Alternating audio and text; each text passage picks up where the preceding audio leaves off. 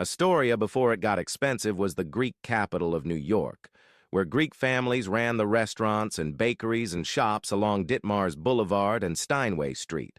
And if you grew up there, or your family was part of that community, you remember when Astoria was actually Greek.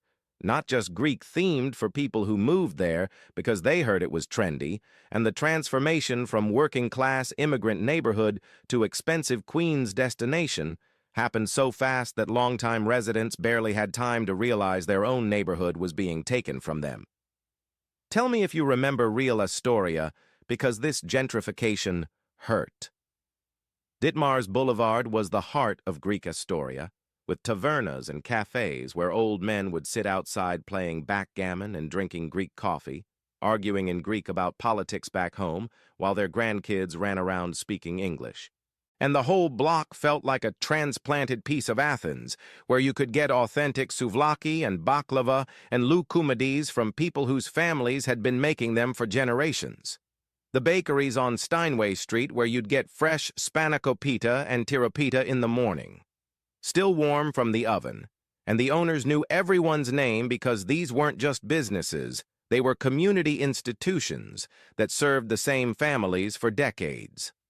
The Greek Orthodox churches that were the center of social life, not just for religion, but for festivals and weddings and baptisms where the entire Greek community would gather, and those connections kept the neighborhood tight even as New York changed around it. The outdoor seating at the tavernas where you could sit under the elevated train eating grilled octopus and drinking ouzo while planes flew low overhead into LaGuardia. And that specific combination of Greek food and Queens' industrial backdrop felt so perfectly Astoria that you couldn't imagine it any other way. Then rents started climbing in the 2000s.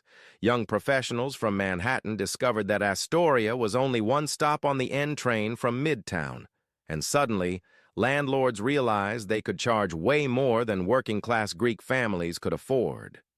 The old Greek businesses started closing one by one, not because they weren't good, but because their leases doubled or tripled, and they couldn't compete with new restaurants and bars catering to the incoming crowd who wanted craft cocktails, not Greek coffee.